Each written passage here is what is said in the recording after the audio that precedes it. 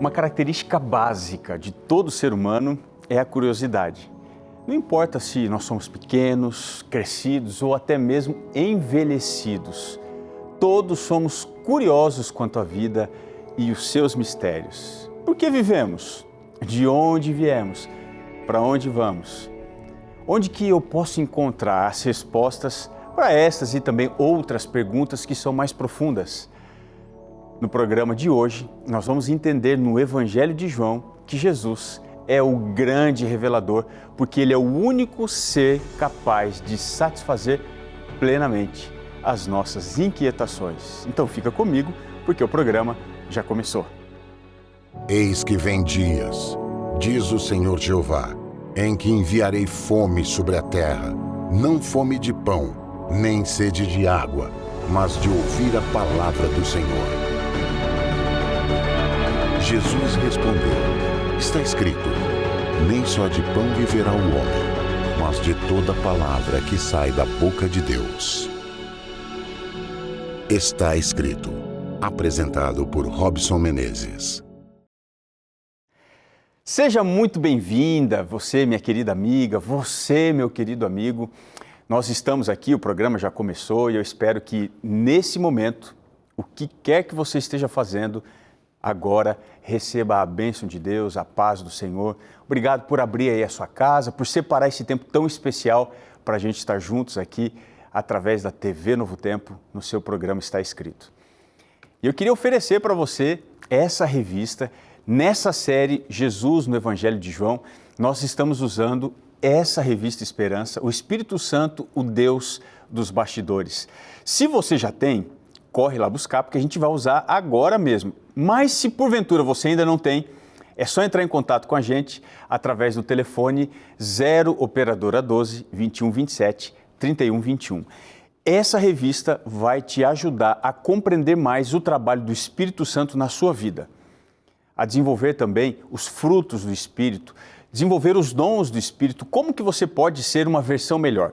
Quer saber? Então você precisa dessa revista. Liga agora mesmo para o 0 operadora 12 21 27 31 21 e nós vamos enviar sem custo nenhum para o melhor endereço que você indicar, tá bem? Se você está com a revista, fique esperto, porque chegou o momento do quadro Responde aí, Pastor. Mari, pode rodar a vinheta. Responde aí, pastor. Responde aí, pastor. Responde aí, pastor. Responde aí, pastor. Vamos então a pergunta, né? A resposta eu tenho que dar. A pergunta de hoje é: como o Espírito Santo inspirou a escrita da Bíblia ao longo de 1.600 anos? Vamos lá.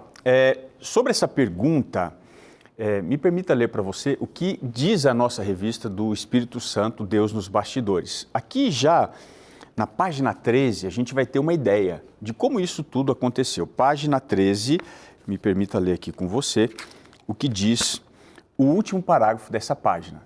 Diz assim, ó: a Bíblia é a palavra de Deus escrita. Embora possua cerca de 40 escritores, o Espírito Santo é o seu autor. Foi ele quem moveu homens santos a registrarem as histórias, poesias, profecias, advertências e promessas contidas na Bíblia. O Espírito Santo não apenas coordenou a produção do texto sagrado, mas atuou em sua preservação e atua hoje, auxiliando os estudantes na compreensão daquilo que foi escrito. Se você for à Bíblia, você vai ter uma resposta muito parecida com essa que está aqui na revista. Por exemplo, na segunda carta de Paulo a Timóteo, capítulo 3, o verso 16, olha só o que Paulo vai dizer. Toda a Escritura é inspirada por Deus. Lembrando que a palavra aqui inspirada não significa assim, ó, que Deus inspirou, mas que Deus soprou, é theopnestos, ou seja, Deus soprou a Escritura. E por isso ela é útil para o ensino, para a repreensão, para a correção e para a instrução na justiça. O que o Espírito Santo tem a ver com isso? Foi ele que guiou os autores bíblicos. Por que ele guiou os autores bíblicos? Para garantir que as palavras deles refletissem a verdade que precisava ser transmitida.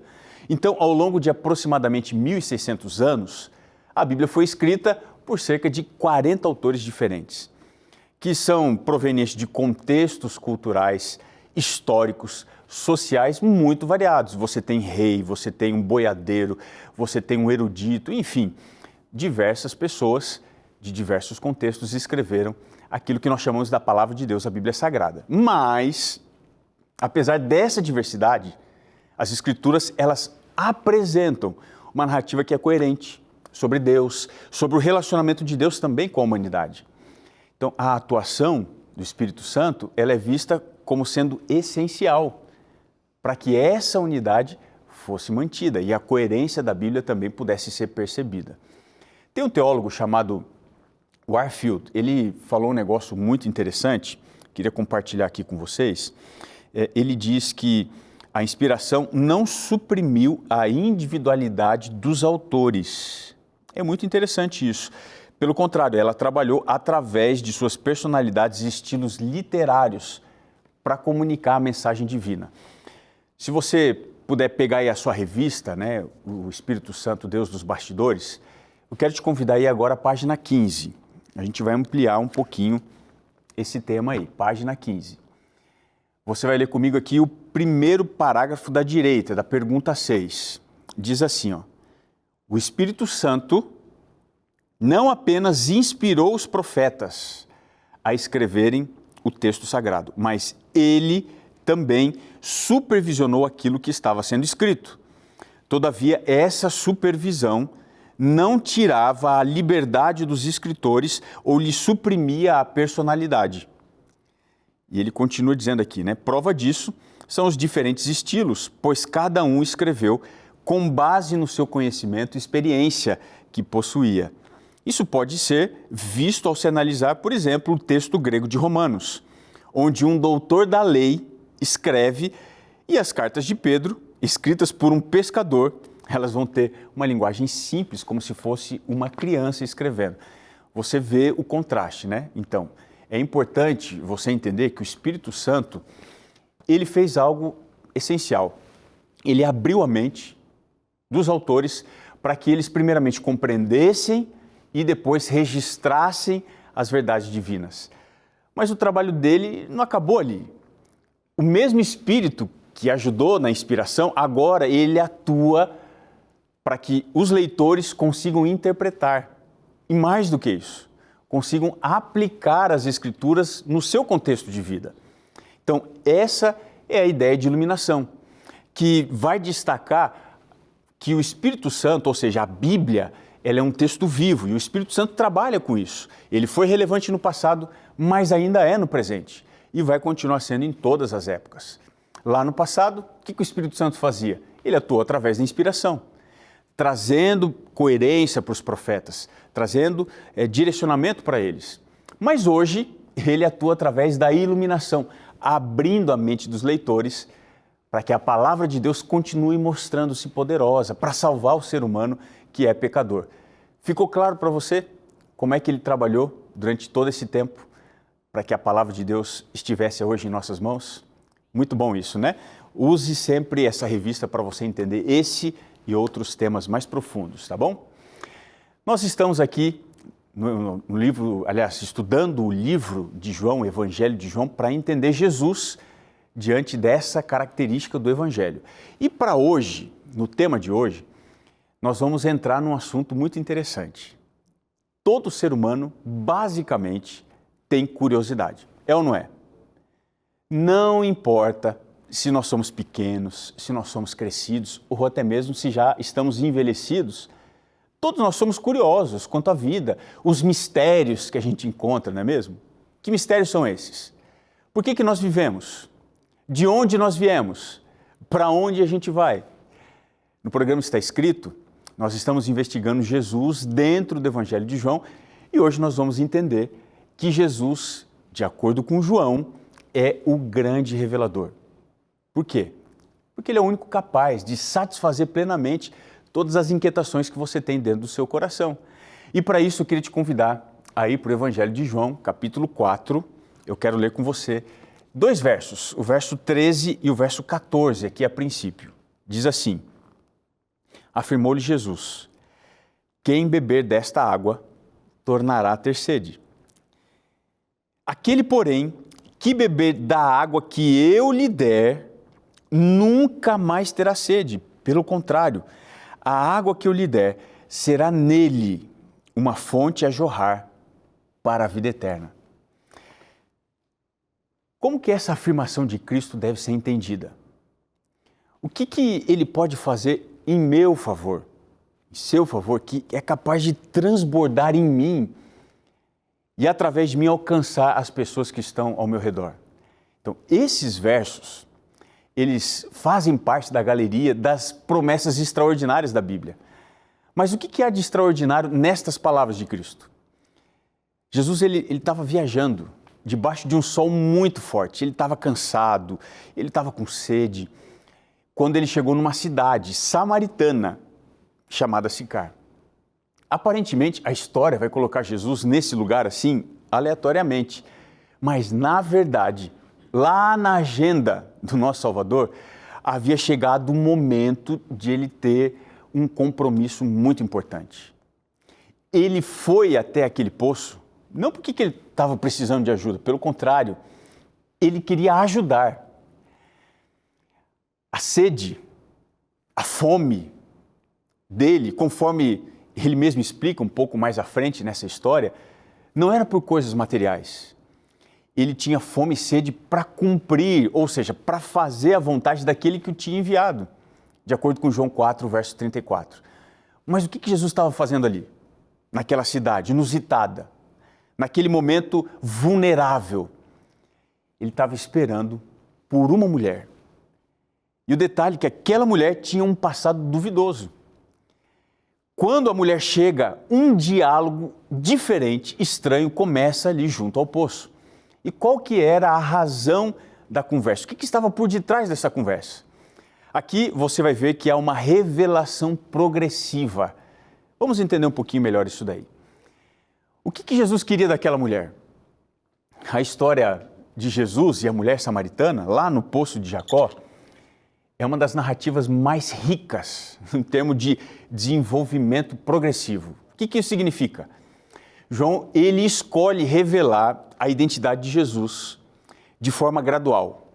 Ou seja, nessa história, ele já não é, assim, instantaneamente conhecido como Messias. Na verdade, o leitor, por causa de João, vai acompanhar essa compreensão que é crescente da mulher samaritana sobre quem é Jesus, sobre quem ele realmente é. A ocasião era muito especial para que ele se revelasse para uma mulher de nacionalidade não recomendável para os judeus, que eram os samaritanos. Agora, o que João está nos mostrando? Ele nos mostra aqui que à medida que nós vamos nos aproximando de Jesus, à medida que aceitamos a sua revelação, mais e mais ele se revela para nós. Mais e mais nós conseguimos entender quem ele é realmente. Lá no começo da narrativa, Jesus vai ser só um estranho, um desconhecido, no verso 7. Na sequência, Jesus vai ser reconhecido como um odiado judeu. Como que você está falando comigo? O verso 9. Só que depois, ela vai entender que ele é alguém menor do que Jacó, o pai da nação, Israel, das 12 tribos. Só que depois que ele se revela, ou melhor, depois que ele revela a vida daquela mulher, ele diz assim, chama lá o seu marido. E ela diz, eu não tenho marido. Ele falou assim, muito bem, você não tem, você já teve, muitos. Quando ele faz isso, aquela mulher agora enxerga Jesus, de acordo com o verso 19, como sendo um profeta.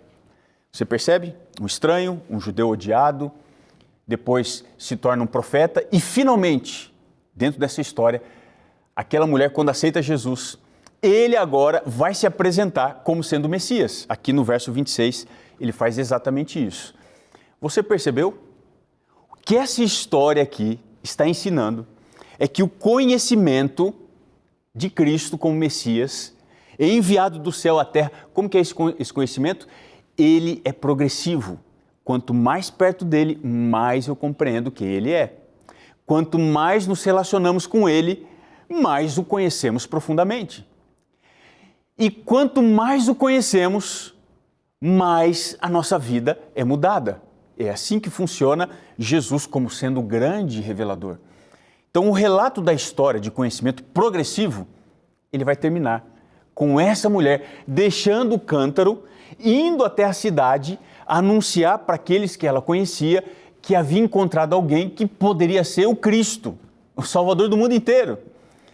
O que lá no primeiro momento trouxe esperança para uma mulher que era considerada indigna, agora no final da história vai trazer esperança, salvação para todas as pessoas da cidade que ela conhecia e que ela convivia naturalmente. Então, você entende que lição extraordinária?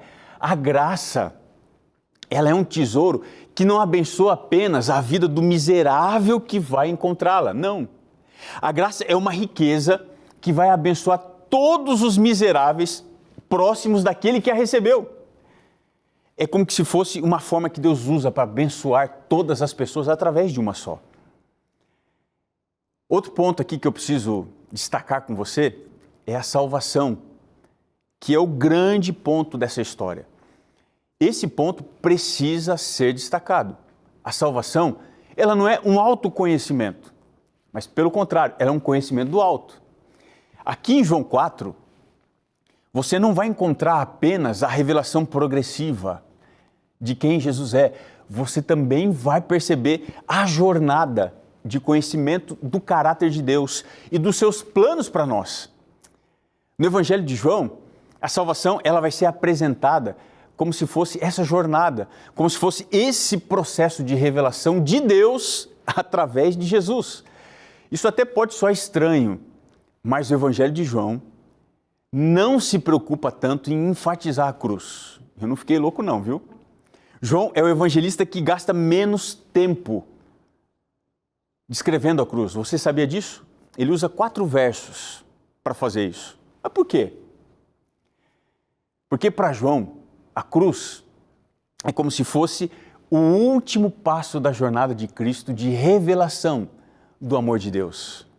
A cruz, ela vai ser vista como parte do processo da revelação de Deus, do seu amor, dos seus planos para nós.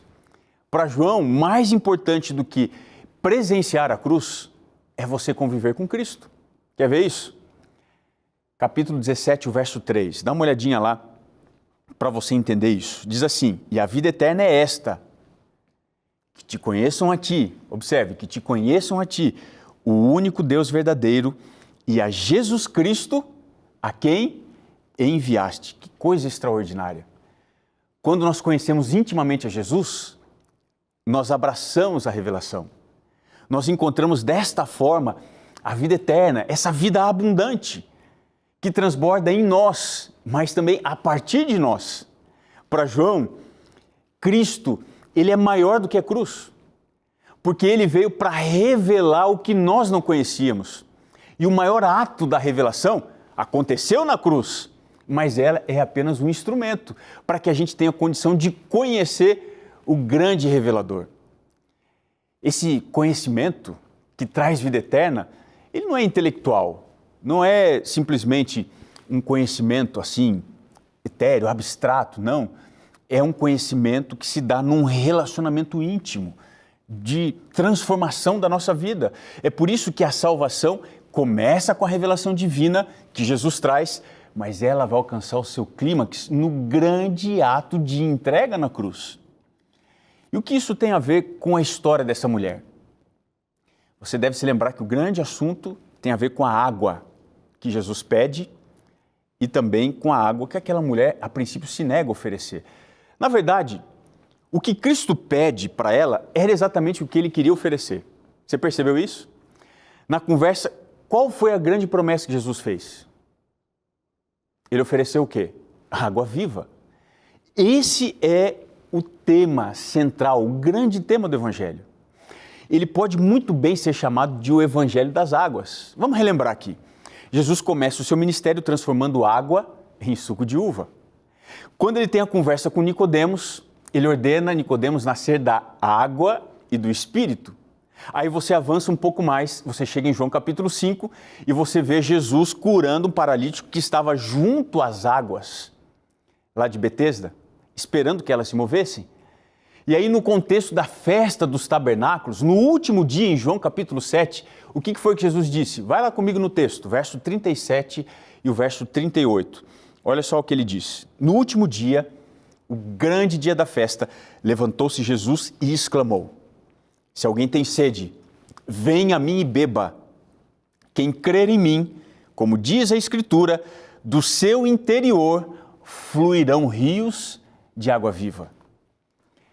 Essa oferta pública de Jesus de dar água viva na festa, que foi algo extraordinário, eu queria ter visto essa cena.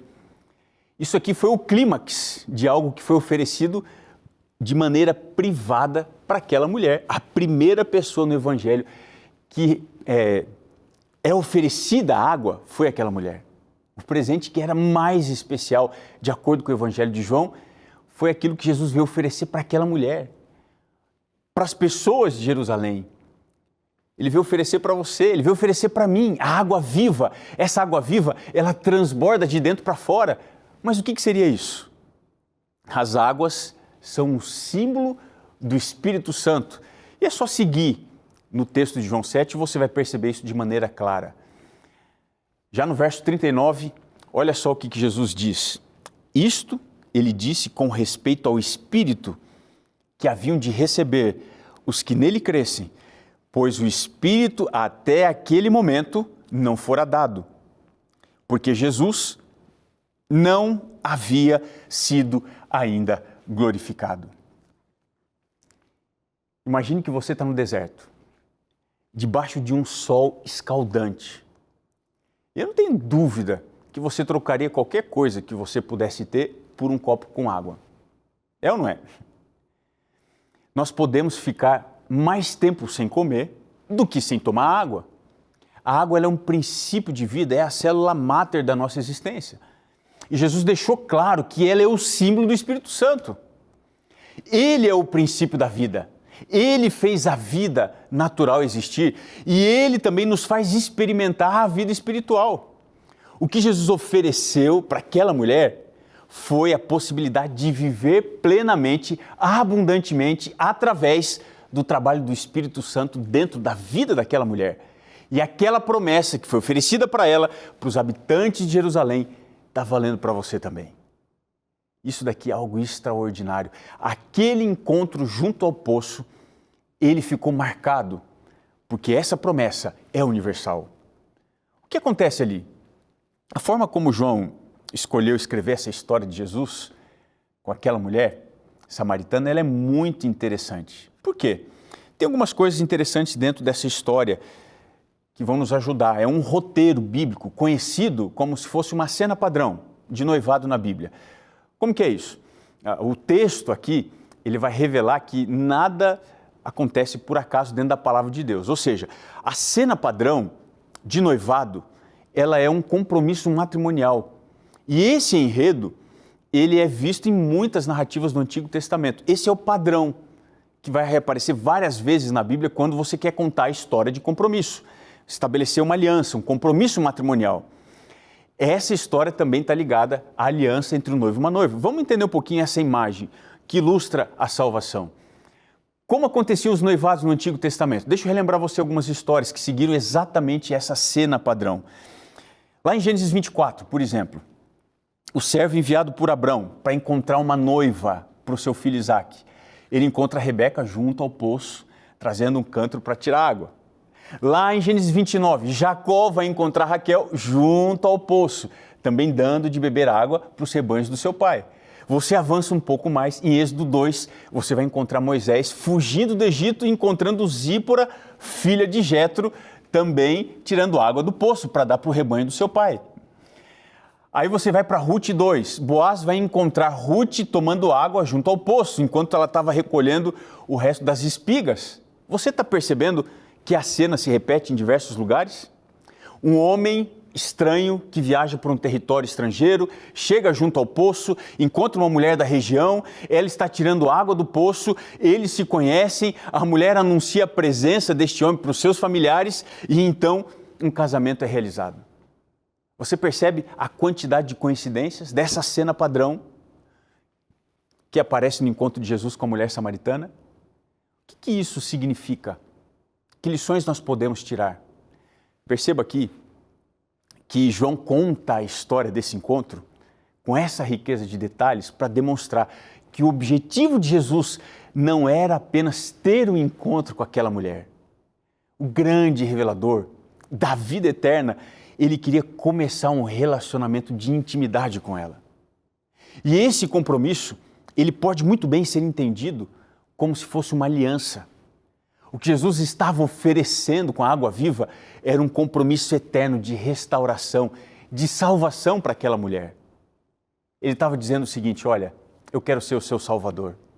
Ele queria dar para ela a extraordinária verdade da salvação. Que coisa extraordinária! Se uma pecadora como aquela mulher foi encontrada por Jesus e ele a convidou para celebrar as bodas da salvação na sua vida, a lição que eu e você podemos tirar é que Jesus enxerga os invisíveis, ele enxerga os esquecidos, ele encontra os irrecuperáveis, ele oferece salvação e vida eterna para quem não merece. Se Jesus podia salvar aquela mulher, ele pode salvar você. Não importa quão infeliz, quão miserável a sua vida possa ser, o encontro com o revelador muda a nossa história.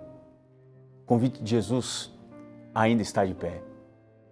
Quem quiser da água que ele oferece, do seu interior fluirão rios de água viva. Você tem sede dessa água? Você seria capaz de abandonar tudo como aquela mulher fez e ir ao encontro das pessoas miseráveis e falar para elas: olha, eu achei o Messias? Você seria capaz de dar essa boa notícia para quem não merece? Você aceitaria a oferta de Jesus? Então não se esqueça que a história junto ao poço é a minha história, é a sua história. Jesus invadiu o meu exílio para me libertar do pecado e para oferecer a vida eterna para mim, para você. Ele invadiu o seu planeta, ele invadiu a sua história para dizer que há esperança para você. Acredite nisso.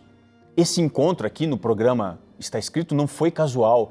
Jesus está, através desta mensagem, dizendo para você: eu estou parado junto ao poço da sua vida para oferecer algo que você não vai encontrar em lugar nenhum. Alegria, vida eterna. Você aceita isso? Então ora comigo.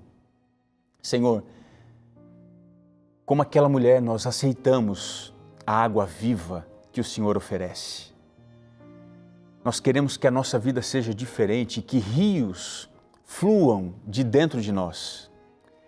A paz, a bênção, a esperança, nós queremos sentir isso nesse relacionamento de intimidade contigo. Nos alcance, nos transforme hoje, neste momento. Nós te suplicamos para que aquele milagre realizado na vida da mulher seja realizado na nossa vida mais uma vez. É por isso que nós nos consagramos a Ti em oração e fazemos isso em um nome poderoso do nosso Senhor Jesus Cristo. Amém.